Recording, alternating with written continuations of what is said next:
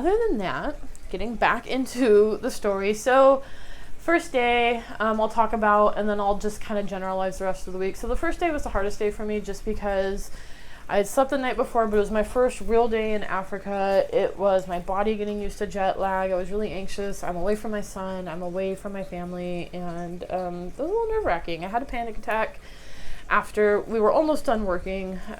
You're outside. It's hot. I'm not used to the humidity. It's a dry heat where I'm from. So I had a panic attack. The one girl, like I said, was super sweet, and she kind of helped me through everything. And she had already been there for a week. She was getting ready to go, and she was like, it gets easier every day. I promise. Like, you're gonna have such a good time. Don't let this one day affect the rest of your stay. And so I was like, meh, okay. That night was really rough, but the rest of the time honestly was fine. It was just getting through that first day, getting acclimated to everything. I've never traveled before. It's my first time out of the US. So going international and doing such a long trip, just my body getting used to it. Anxiety ridden being away from my son, but everything was good. So the first day was a little difficult, and the second to last day I got really depressed just because I was ready to see my son. I was having an amazing time, but when you're a parent, it's different. Like, it's different than just missing your boyfriend or your girlfriend, or missing your parents or whatever. When you have a child, being separated from them is just, it's a lot different. So I was starting to get depressed my second to last day just because I miss my son so much. I don't know if I could have done more than a week. 2 weeks tops would probably be all I would personally do. I also have an office job. I don't do manual labor.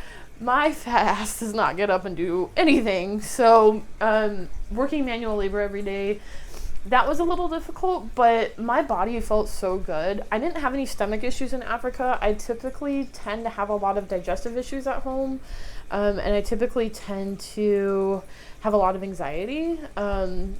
My stomach felt fine. I was drinking nothing but water. I was exercising, I was doing good things. And so I think that actually really helped my stomach. So that was interesting. I thought I was going to get like traveler's diarrhea or like something awkward and weird, but I didn't. So that was good. Day-to-day activities and what that looked like. So every day was pretty much the same. You meet in the morning at 6:15, so you got to get up, get ready. If you want breakfast is not served until 9 a.m. So then you got to go and either make some oatmeal or, get a protein bar, bring protein bars with you or something. Excuse me, hiccup. Snack that down.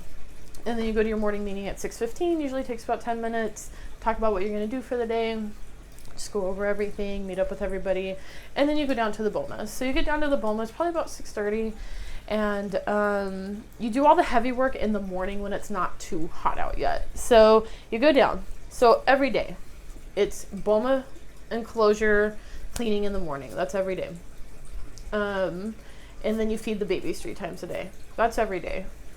That never changes. The rest of it changes.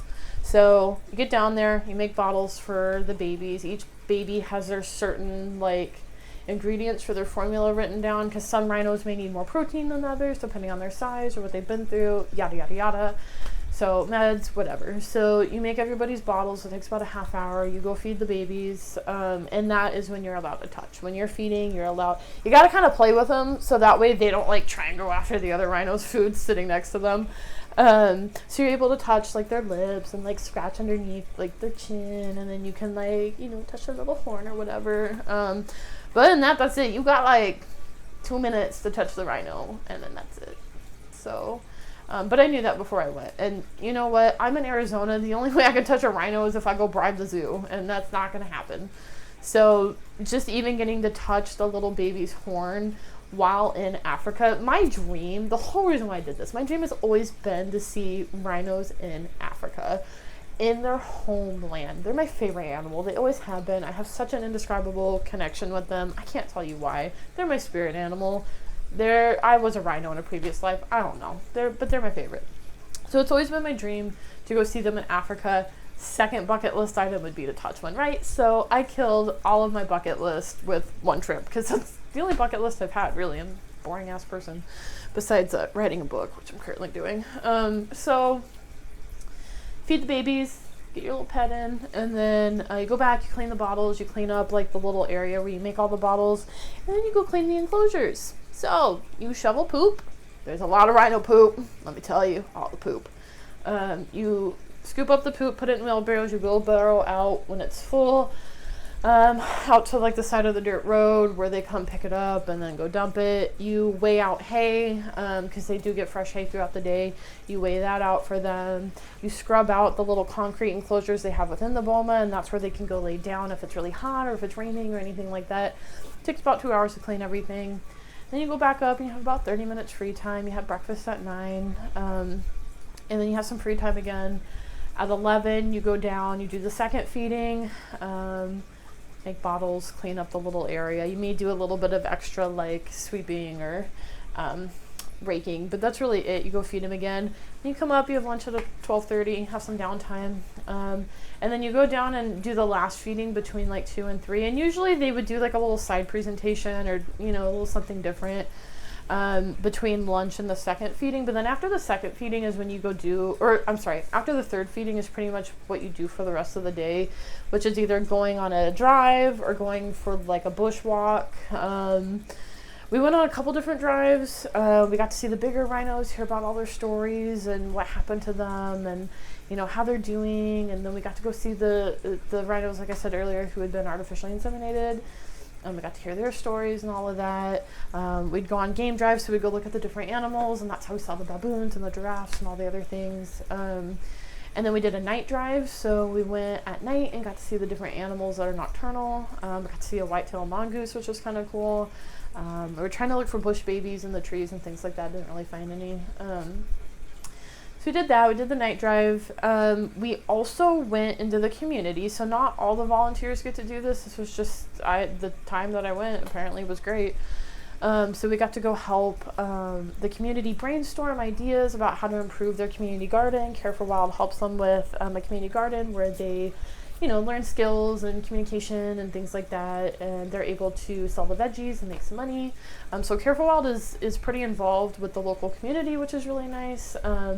They help teach them, you know, skills and just kind of help teach the importance of why wildlife is important, and also just because it's good to help your community, obviously. And so they really try and get out there and help, which is nice. So we got to do that. That was really special. That was a side to Africa that was not like the airports and the cities and things like this. This was actually out in the bush, but it was really special getting to interact with the people and seeing all the people. Everybody in Africa, for the most part, spoke English. If they didn't speak English, they spoke Afrikaans, I think is how you pronounce it, which is Dutch and like German or UK based language. It's spoken all throughout Africa, not just South Africa, but for the majority it was English. So we got to talk to people, which was really interesting, and see the community, and see a little bit more of like the region we were in, which was cool. So that's basically day to day. You do the 3 feedings. Now you may go help like chop meat for the lions, or you may go help feed the nyalas or some of the other animals that they have resident to the sanctuary. We didn't do any of that. We just focused on the babies because we did have such a smaller group, but that was nice because we were able to focus on the babies. So we got to spend more time and just kind of learn more about the bigger rhinos and things like that. Sunday was a free day, so we got to go to the mall. You do all your morning work, and then they take you down to the mall. They let you have a couple hours. You can go shopping, you can go eat, you can pretty much do whatever. And then you meet back at the car. We also went to a supermarket that was nearby, so that you could get like food and stuff that maybe wasn't at the mall that you could bring back to the sanctuary, like groceries and stuff. Now there was a staff that cooked, so like I mentioned, you got breakfast, lunch, and dinner. The food was amazing. It was just normal food. No, I did not have anything exotic. I did not have bushmeat. It wasn't anything weird. It was eggs and French toast in the morning usually, or like cereal, pasta salad for lunch. We had fried fish and French fries at one point. We had ribs, meatballs, mashed potatoes, basic food. It was really good. Low dairy, which was nice. Probably also helped my tummy. Not a lot of sugar. I took some sugar. I took candy. I took like beef jerky and stuff. I didn't touch any of that crap. I just ate what was there. And so food was really good. I'm trying to think of what else that we did. So we got to watch a few presentations. And this is the part of the video where it's going to get a little bit more emotional.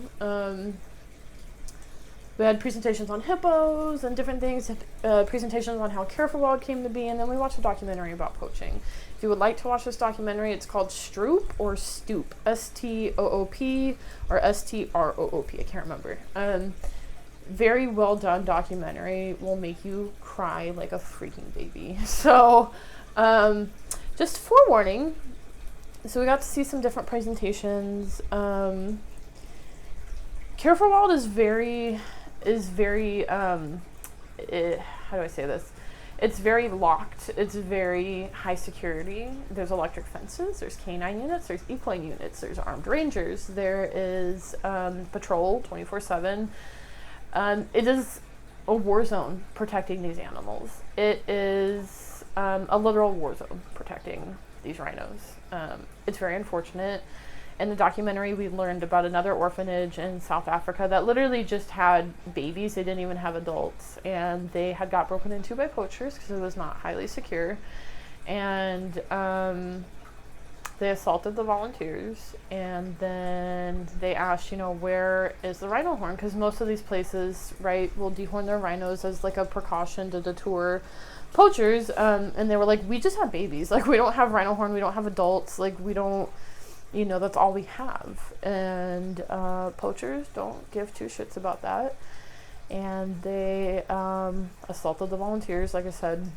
Volunteers finally came to their senses. I don't know if they got knocked out or what happened, but when they came to their senses and went to go look, they had been robbed of all of their money and things like that. And the babies were poached. These baby rhinos with horns maybe like this big on their heads were killed just for that little bit of horn. Saddest story ever. Little baby rhino was found eating mud. They'd guesstimated the mom had been dead for about a week, and it didn't get a chance to be taught how to be a rhino, so it was eating mud when they found it. Took care of her. We're rehabilitating her, and the volunteer had found her laying in mud with half her face pretty much cut off and struggling to breathe in mud. These animals shouldn't have to be going through this. There's no reason for rhinos or any animal to really go extinct. And you can't talk about poaching without talking about the reason why poaching happens. There's a demand, right? It's just like drug dealers. Why do people become drug dealers? Why do people do bad things? It's because there's a demand for it. And you can't just say end poaching, because it's not going to protect the species. You have to educate and stop the demand for rhino horn. There's a demand for rhino horn because people think in traditional medicine, certain cultures think that rhino horn is medicinal, and that keratin, which is your hair and freaking nails, is a cure-all for cancer. It's an aphrodisiac. It does different things. Also, people just have rhino horn because it is a status of wealth. We're losing our wildlife because people just have money to blow. We learned that people are grinding up rhino horn and fucking putting it with cocaine and sniffing it, just because they can and because they're wealthy, and that just shows how wealthy they are. It's absolute crap. It's ridiculous and insane what is happening to this and many other animals. It's not even just rhinos. There are bears, sun bears, which get farmed for their bile, the fluid that's in their gallbladder. These bears never see the light of day. They're just hooked up to IVs for their bile. Pangolin. I always say this wrong. Pangolin. They're a type of anteater essentially, and they're covered in scales, and they're the highest trafficked, smuggled, poached animal in the world, because people think that their scales are medicine. They're not. There's no scientific research for any of this crap. There is no reason for these animals to go extinct. Rhino horn is not going to cure your cancer or make you walk or make your dick hard. I'm sorry. It's not going to happen. There's herbs for that. There's prescriptions for things. Animal horns and scales and body fluids are not going to do it. We don't treat other humans like this. We would be locked in an insane asylum or put to death if we did. Why do we do this to other animals? There's people that make soup out of tiger and lion bones and think it's majestic and magical. And why do we do this? There's no need for it. There's no reason for it. And once our animals start disappearing, we're in a 6th mass extinction that is human caused, by the way. Sorry about it. once these animals are gone and we can't get them, it's not even a matter of we can't get them back. Every animal, from the ant to the elephant to the giraffe to the shark to the freaking snake, all play an important role in balancing this planet. Once we start losing those components, what is going to happen to us? Humans aren't safe. It's not, so I'm going on a tangent again. I really question a lot of things being in Africa, like my beliefs and things. I'm a pretty spiritual person, but at the end of the day, I just don't know, guys. I don't know. It's freaking terrible what we as people do to the animals we share Earth with. We're not above animals. I'm sorry. That's just my personal belief. We're not above animals. In fact, by enroaching and killing our biodiversity and, having stuff and having 50,000 different makeup palettes. And, I've really stopped consuming so much, and I've really stopped buying so much because, except for t-shirts, I've been on a kick of buying t-shirts lately for some reason, where proceeds go to charity. But all of this consume is destroying our planet. And that's all I'm going to say about that. But everything's not unlimited resources, and animals are not ours to use. It's very emotional. It's very heartbreaking. We learned that game rangers that are protecting these animals are 12 times more likely to die in the line of duty than an FBI agent. Over 1,000 game rangers have been killed, murdered, trying to protect these animals in the last 10 years. There was a lot of different things that we learned that was very interesting.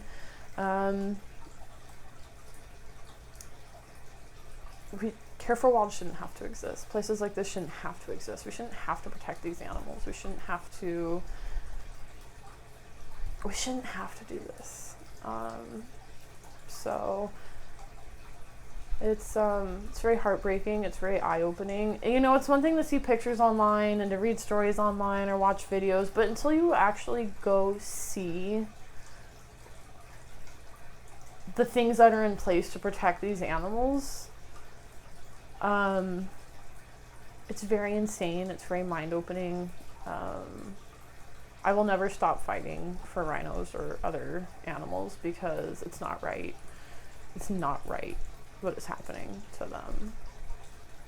It's effing terrible. So I will never stop fighting. I will never shut up. I will never stop using my voice, because if I don't, who is? There's a trio effect with this kind of stuff. It's educating. It's getting other people involved. It's, it takes a team. Man does a lot of things to create chaos and destruction, but man can also do a lot of good in saving and balancing that chaos back out. So that is why I went. I was tired of just sitting on my butt going, save the rhino. Like, I actually wanted to go get my hand in conservation, and I did. So anybody who's really wanting to learn, take the trip, go. I don't care if you're like, oh, it's too expensive, because that's what I did at first either. And I'm like, you know what? I'm going to do something for myself, because I never do. And this is the only thing I've ever wanted to do. So I highly recommend you do it. That was really it. The day-to-day kind of differed. We did the different game drives. We did the mall. We did the community. We watched the different presentations. I cried my eyes out during the documentary presentation. Again, Care for Wild's not open to the public. It is hard work, but it's very rewarding. If my fat ass can get up and go do this, anybody can. And I mean that. Like, seriously, I'm an anxiety-ridden person. I'm overweight. I don't exercise as much as I should. I don't drink enough water as I should. I was just fine. Girl, there was no air conditioning. I was just fine. Like, the experience that you get in getting up close and personal with these animals, like, even though I couldn't touch the big rhinos, they were coming super close, and just getting to see them in their habitat again. They're not fully wild, I get that, but just seeing them in their homeland was just so special. So I highly recommend this. I'm just gonna look over real quick. Care for Wild is not funded by the government. They are not funded by anybody except for sponsors and kind people, like volunteers or other people who donate. That's how they make their money. From what I understand, because I've always been told, ooh, trophy hunting helps support things like this. From what I was researching and asking people. There's no money coming in from the government. This is all either self-run, donation funded, or sponsors. So Care for Wild is a very good place. That's why I didn't mind paying to volunteer, because without things like that, they wouldn't be able to exist. So it's another thing I want to throw out there. If you would like to donate, I will have links to their website, hiccups, down below. We did get to play with some baby dikers. We did get to bottle feed them, the little baby deer antelope things. It might be deckers. I don't remember. I don't know the correct pronunciation. Did get to feed them. They did have people come in that did like venomous snake handling, that taught you like, if you see a snake, here's what you do. And we're teaching like the people that work at Care for Wild how to properly move them and things like that. So that was really interesting. I got to see that. I also got to watch horses. I got to watch the equine patrol horses and talk to their caregivers and things. And that was really special too, getting to take care of their animals. Care for Wild takes amazing care of their animals. It was just such a great experience. African Conservation Experience was amazing. I wrote up a review for them. I'm supposed to get my own profile on their website. I'm so excited. Since I found them and we're reading their reviews, I was like, I want to be here. I want to influence people to go. So I can't wait for that to come out. I'm going to share that once it comes out. They're building my profile right now. I sent them pictures and my review and everything. Rhino horn is the most sought out item in the world, besides the Pangolian scales, but it's the highest selling item on the black market. Rhino horn goes more than any drug, any gold, precious metal. It's the highest item in the world. So that's crazy. And there's no reason for it. So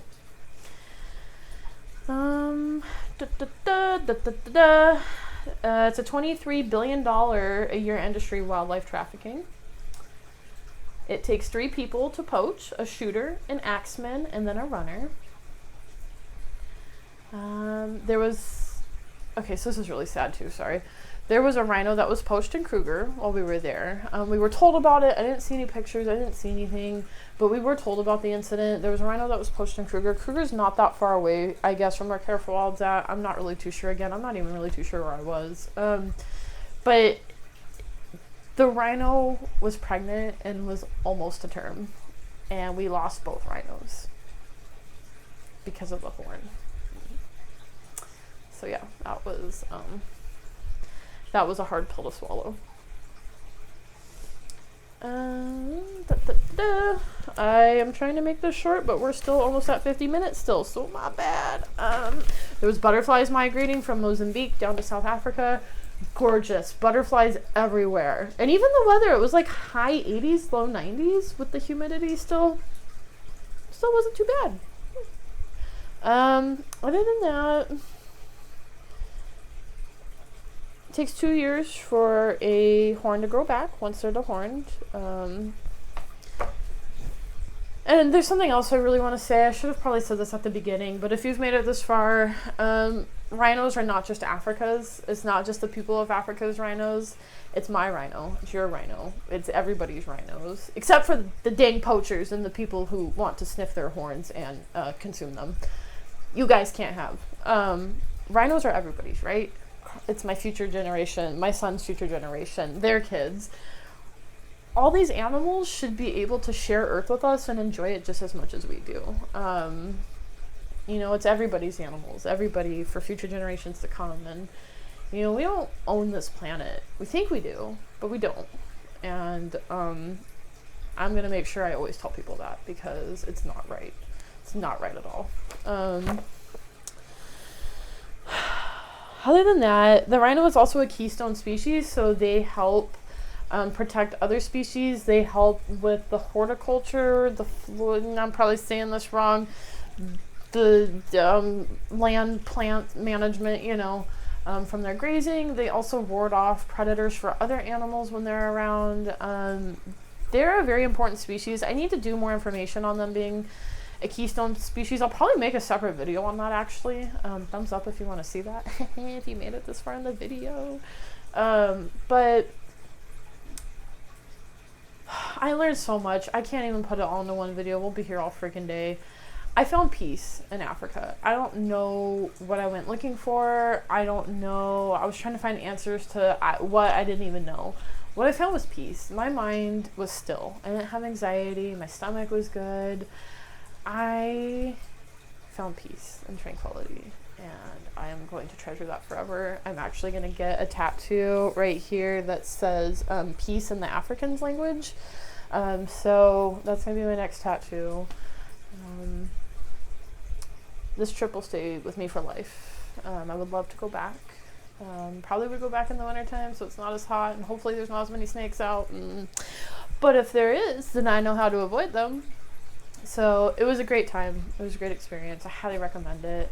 Again, if you go, get some merch while you're there, because girl, they don't sell this online. So I got me 2 shirts, I got a hoodie, and then I got a hat, and I got a cup, and I got this cute little bracelet. Oh, and shout out, I also gave some of my bracelets away to the staff that work there. So actually on their Instagram, you can see some of the workers wearing it on their wrist. You see the little purple wristband, and I'm like, hey, it's because I was there. Holla. Okay, I'm a loser, whatever, but still special. So getting to see that and realizing the impact that I have is really cool. So anyways, this video is long enough. I hope you guys enjoyed, and yeah, it was really cool. I have nothing but great things to say about Care for Wild or African Conservation Experience. They were amazing, and African Conservation Experience always answered my questions. The staff at Care for Wild, I know they probably get asked the same questions all the flipping time, but they answered it each time like it was the first time. Like, nobody got irritated, everybody was super excited to educate you. So that was really special. But anyways, I hope everybody's having a great day, and I'm gonna stop now because this video is too long. Okay. But anyways, I love you guys. I'm gonna do a couple other videos. I have a song that I remixed that I'm gonna come out with. No, I'm not trying to be a musician. I'm not talented. I made a Rhino anthem, so there's that. And I also started another channel, so I'm gonna be doing some things over there. But other than that, I'm gonna come out with a couple of other videos relating to conservation and rhinos, and then like my mental health and kind of how all of this has affected it for the better. But other than that, I'm going to do some other videos on some local volunteering here in Arizona. But I hope you guys are having a great day. I'm going to shut up now. Okay, thanks. Love you. Bye.